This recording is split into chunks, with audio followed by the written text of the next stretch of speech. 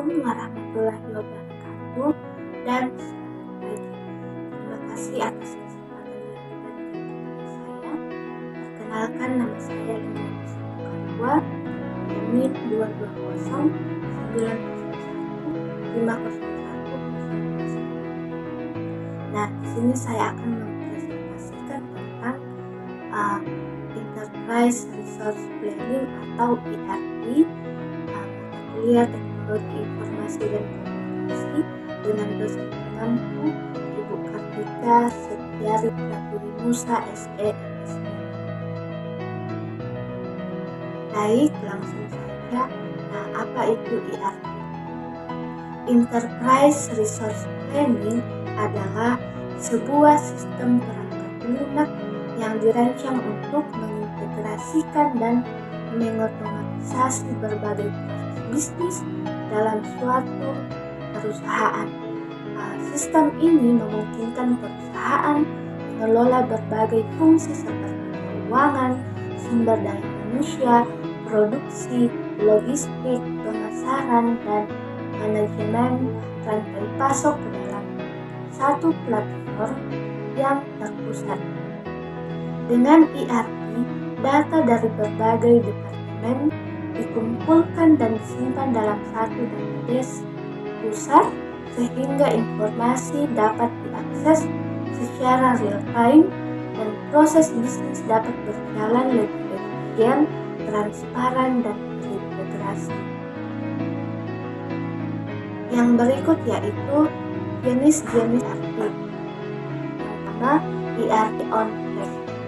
Sistem ERP yang diinstal dan dijalankan di server milik perusahaan sendiri yang memberikan kontrol penuh atas data dan keamanan, namun memerlukan biaya awal yang tinggi untuk instalisasi dan pemeliharaan perangkat keras dan perangkat lunak serta tenaga IT yang handal. Kemudian yang kedua yaitu ERP berbasis cloud. Sistem ERP yang diakses melalui internet dengan layanan host di cloud yang memudahkan akses real time dari mana saja dan mengurangi kebutuhan infrastruktur internal. Kemudian ketiga yaitu hybrid ERP. Sistem yang menggabungkan ERP on-premise dan cloud sehingga sebagian data dan aplikasi di host di server perusahaan di cloud. Sistem ini cocok untuk perusahaan yang ingin transisi terhadap cloud atau memiliki kebutuhan khusus untuk menyimpan data secara lokal. Kemudian yang berikut yaitu jenis open source ERP. Sistem ERP dengan kode sumber terbuka yang akan memungkinkan perusahaan untuk memodifikasi dan menyesuaikan sistem sesuai kebutuhan bisnis yang memerlukan tim IT yang kuat untuk mengelola dan mengembangkan sistem tersebut. Kemudian jenis ERP yang terakhir yaitu Enterprise ERP. Sistem ERP yang dirancang khusus untuk perusahaan besar dengan kebutuhan proses bisnis yang kompleks dan volume data yang besar. Sistem ini sangat fleksibel dan dapat kustomisasi sesuai kebutuhan unik perusahaan besar.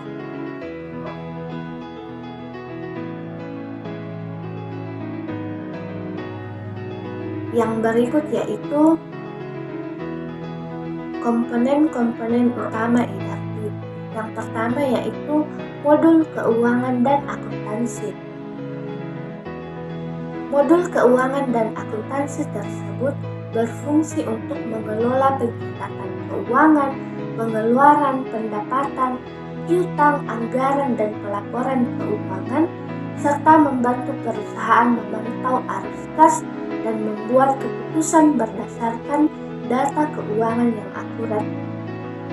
Yang kedua yaitu modul sumber daya manusia atau SDM. Modul tersebut berfungsi untuk mengelola data karyawan, penggajian, manajemen kinerja, rekrutmen, dan pengembangan karyawan. Modul ini membantu mengoptimalkan pengelolaan kerja. Yang ketiga yaitu modul manufaktur dan produksi. Modul tersebut berfungsi untuk mengatur perencanaan produksi, pengendalian proses produksi, dan manajemen kualitas. Modul ini memastikan proses produksi berjalan dengan efisien dan sesuai dengan jadwal. Kemudian yang keempat yaitu modul manajemen persediaan dan pasok atau supply chain management. Modul tersebut berfungsi untuk mengelola stok barang, pengelolaan bahan baku, pengiriman dan pemantauan persediaan agar tidak terjadi kekurangan dan kelebihan barang. Kemudian yang kelima yaitu modul penjualan dan pemasaran. Modul ini berfungsi untuk mengelola proses penjualan, pemasaran, dan layanan pelanggan. Modul ini membantu meningkatkan penjualan dan menjaga hubungan baik dengan pelanggan. Kemudian yang terakhir yaitu modul bisnis intelligence dan pelaporan. Modul ini berfungsi untuk menyediakan analisis data dan laporan bisnis secara real time untuk mendukung pengambilan keputusan yang strategis. Yang berikut yaitu fungsi utama ERP. Yang pertama yaitu mengelola akuntansi dan keuangan. ERP membantu mencatat dan mengelola data keuangan secara otomatis seperti pembuatan faktur dan pelacakan pengeluaran.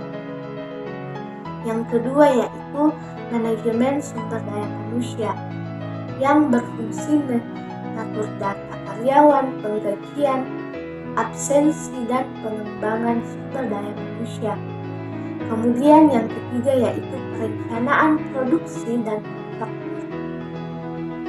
Fungsi tersebut membantu merencanakan proses produksi agar efisien dan tepat waktu. Kemudian yang keempat yaitu manajemen persediaan dan pasokan.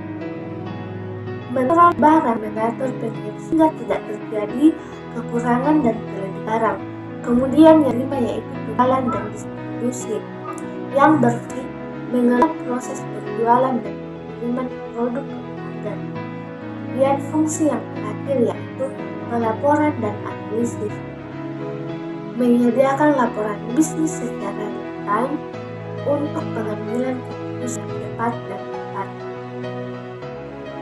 Yang kedua yaitu kerja ERP. ERP mengumpulkan data dari berbagai bagian perusahaan dan menyimpannya dalam satu database pusat. Setiap memasukkan akses melalui modul ERP yang sesuai dengan tugasnya, dan begitu informasi selalu up to date dan dapat diakses semua kebutuhan. Proses bisnis yang berulang dan manual dapat diotomatisasi sehingga mengurangi kesalahan dan meningkatkan efisiensi. Yang berikut yaitu manfaat penggunaan ERP. Yang pertama yaitu meningkatkan efisiensi operasional dengan mengurangi pekerjaan manual. Yang kedua yaitu mempercepat aliran informasi antar departemen. Yang ketiga yaitu meningkatkan akurasi data dan pengambilan keputusan berbasis data. Kemudian yang keempat yaitu memudahkan pengelolaan sumber daya perusahaan secara menyeluruh. Yang terakhir yaitu mendukung pertumbuhan bisnis dengan proses yang lebih terstruktur dan terintegrasi. Memberi tantangan ERP. Pertama, biaya implementasi tinggi. Untuk sedi infrastruktur pelatihan dan konsultasi terutama bagi UKM.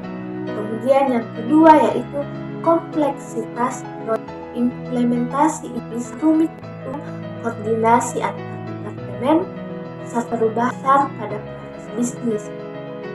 Yang berikut tuh resistensi terhadap perubahan. Karyawan sering enggan meninggalkan sistem lama dan harus beradaptasi dengan cara kerja baru. Kemudian yang berikut yaitu keterbatasan sumber daya dan keahlian. Kurangnya tenaga ahli IT dan infrastruktur teknologi yang memadai dapat menghambat implementasi. Kemudian yang berikut yaitu integrasi sistem. Sulitnya mengintegrasikan ERP dengan sistem lama dan antar departemen. Berikut yaitu pelatihan dan adaptasi pengguna. Karyawan perlu dilatih agar dapat menggunakan ERP secara efektif yang memerlukan waktu dan biaya tambahan. Kemudian yang berikut yaitu keamanan data. ERP mengelola dan data sensitif sehingga keamanan data menjadi tantangan besar. Kemudian yang terakhir yaitu kepatuhan regulasi dan pajak. Sistem ERP harus memenuhi dan mematuhi berbagai regulasi dan peraturan perpajakan yang berlaku. Yang berikut yaitu studi kasus. Biaya utama motor perusahaan dagang suku cadang mobil. Biaya utama motor awalnya masih melakukan banyak proses manual dan aplikasi penjualan terbatas. Setelah menerapkan ERP Dollar, perusahaan berhasil mengintegrasikan pembelian, persediaan penjualan, dan CRM sehingga proses bisnis menjadi lebih efisien dan manajemen pelanggan lebih baik. Nah, kesimpulan dari materi tersebut yaitu sistem ERP adalah perangkat lunak terintegrasi yang dirancang untuk mengotomatisasi dan mengelola berbagai bisnis utama dalam suatu perusahaan seperti keuangan, faktur, sumber daya manusia, dan keuangan. Dengan mengintegrasikan data dari seluruh departemen besar, ERP membantu meningkatkan efisiensi, efisiensi pengambilan keputusan perusahaan, serta mengurangi kesalahan. Sekian presentasi dari saya ucapkan terima kasih. Assalamualaikum warahmatullahi wabarakatuh.